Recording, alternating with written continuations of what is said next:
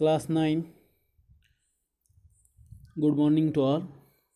देखिए समासाहा, page number 51। Page number 51 समासाहा। अभी यहाँ से शुरू होता है आपका समास प्रकरण। तो इसमें आपको देखना है कि एग्जैक्ट समास किसे कहा जाता है। अभी संधि आपको पता है, दो शब्द जो व्याकरण नियम के अनुसार एक दूसरे के सामने आ जाते हैं तो उनके पहले अक्षरों में जो कुछ बदल हो जाता है और दोनों शब्द कभी कभी एक होते हैं तो कभी एक नहीं होते हैं, तो इन प्रकार को संधि कहा जाता है। लेकिन समास जो है वो उससे अलग है थोड़ा, यानी कि संधि में स्वर के सामने स्वर आ गया तो संधि होता है, व्यंजन के सामने व्यंजन आ गया तो, और विसर्ग के सामने स्वर या व्यंजन, तो ऐसे उसके प्रकार है। लेकिन उस संधि में खाली वर्णों को ही महत्व दिया जाता है बहुत ज़्यादा। लेकिन समास का ऐसा नहीं है। तो समास में जो है वह अर्थ को भी महत्व दिया जाता है। समास जो है वह अर्थ के ऊपर डिपेंड होता है। दो शब्द जिनका परस्पर एक दूसरे के साथ संबंध है, इस समास की डेफिनेशन मैं आपको बोल रहा हूँ कि परस्पर संबंध एक दूसरे के साथ है, ऐसे दो या दो से अधिक शब्द नियम के अनुसार जब इकट्ठा हो जाते हैं और उनके द्वारा एक सामासिक शब्द तैयार हो जाता है, उसे समास कहा जाता है। मतलब समास जो है यह अर्थ के ऊपर डिपेंड होता है, और दो सामासिक शब्द, दो या उससे ज़्यादा शब्द जब इकट्ठा होते हैं तो वो अर्थ के हिसाब से इकट्ठा होते हैं, संधि के हिसाब से इकट्ठा नहीं होते हैं। तो संधि से इकट्ठा होना अलग बात है और अर्थ से इकट्ठा होना अलग बात है। तो जब अर्थ से इकट्ठा होते हैं तो उन्हें समास कहा जाता है। समास शब्द का अर्थ होता है सम असनम समासः, मीन्स एकत्रित रूप से बैठना।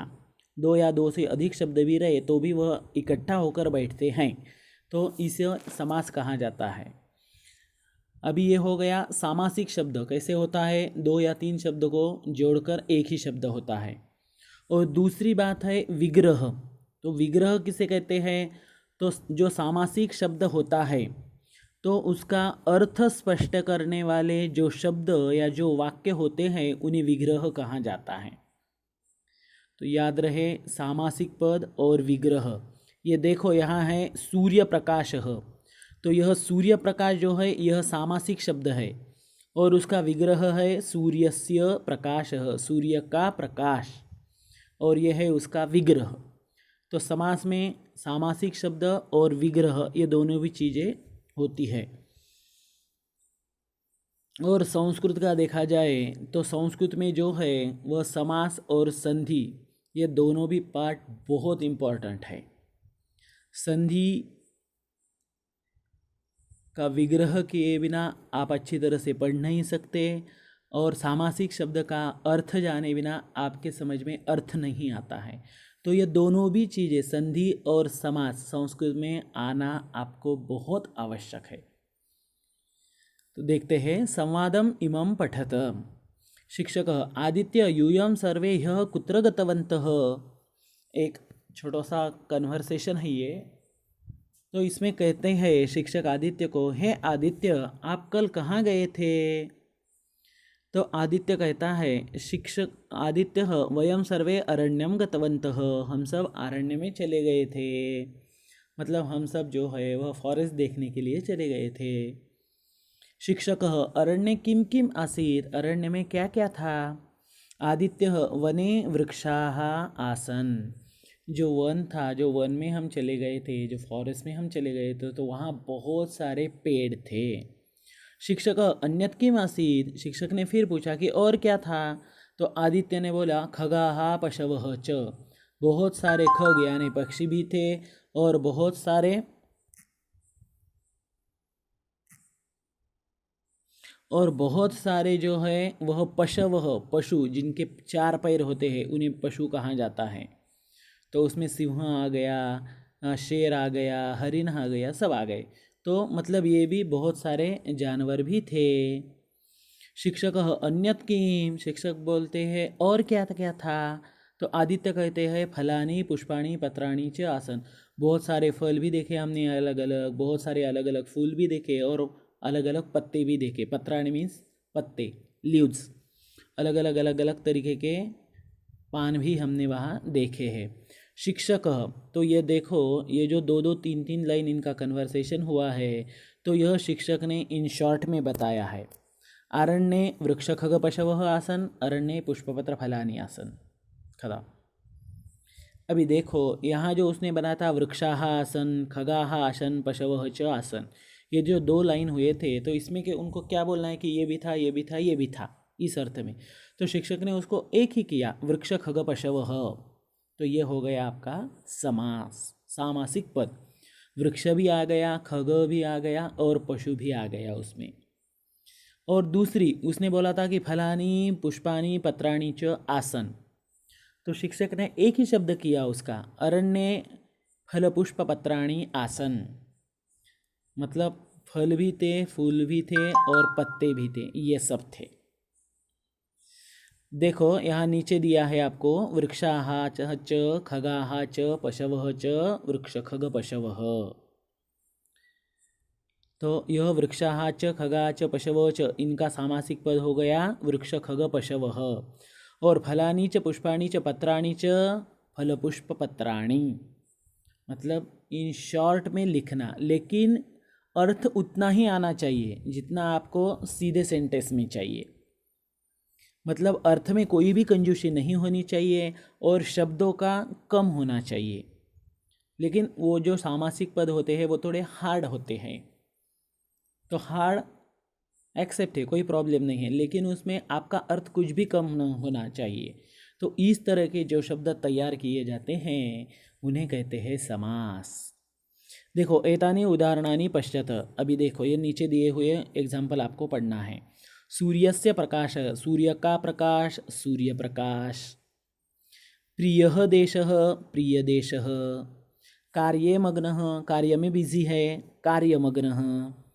रामः च लक्ष्मणः च, राम लक्ष्मणो। उसके बाद